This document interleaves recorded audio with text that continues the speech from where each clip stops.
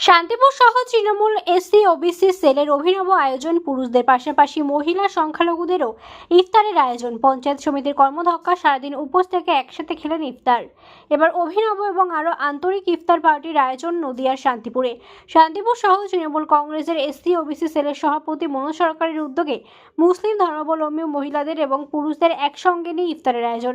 অনুষ্ঠানে উপস্থিত ছিলেন শান্তিপুর পঞ্চায়েত সমিতির মৎস্য ও প্রাণী সম্পদ দপ্তরের কর্মাধ্যক্ষা প্রিয়া সরকার গোস্বামী, শান্তিপুর পৌরসভার উপপৌরপিতা কৌশিক প্রামাণিক সহ শান্তিপুর পৌরসভার একাধিক কাউন্সিলর, ব্লক তৃণমূল কংগ্রেস সভাপতি সুব্রত সরকার, সংগঠনের জেলা সভাপতি অসীম মণ্ডল সহ তৃণমূল কর্মী সমর্থকরা এবং এলাকার শতাধিক মুসলিম ধর্মাবলম্বী মহিলা ও পুরুষেরা।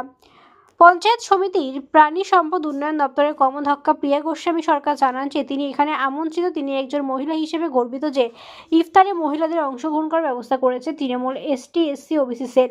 কারণ মহিলারা বেশিরভাগ ক্ষেত্রেই পরিবারের অন্যান্য সদস্যদের ইফতারের আয়োজন করে থাকেন। সেক্ষেত্রে নিজে উপোস করলেও মহিলাদের স্বাভাবিক জনিত কারণে অন্যদের খাবার পরিবেশনের জন্য সামান্য কিছু খাবার থাকে, কিন্তু এখানে সকলের সমান আয়োজন, তাই তারা খুবই খুশি।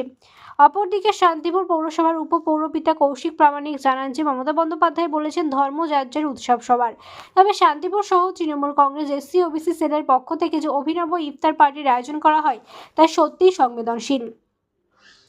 সংখ্যালঘু মহিলাদের সেভাবে কোনো অনুষ্ঠানে দেখা যায় না, তবে এক্ষেত্রে অংশগ্রহণ ভিন্ন মাত্রা দিয়েছে উৎসবকে। সংগঠনের শান্তিপুর সহ সভাপতি মনোজ সরকার জানান যে কোনো ধর্মীয় অনুষ্ঠান সেই সম্প্রদায়ের পালনীয় হতে পারে, তবে সকলের ক্ষেত্রে উৎসব। আর সেই উৎসবে একদিকে যেমন দুর্গাপুজো, জগদ্ধাত্রী, অন্নপূর্ণা, রাস, অন্যদিকে বড়দিন হোক কিংবা ঈদ, সবেতেই সকলেই অংশগ্রহণ করেন। এক্ষেত্রে যেমন মতুয়া সম্প্রদায়ে চলছে হরিচাঁদ গুরুচাঁদ ঠাকুরের বারণী স্নান, অন্যদিকে রমজানের 26তম রোজা।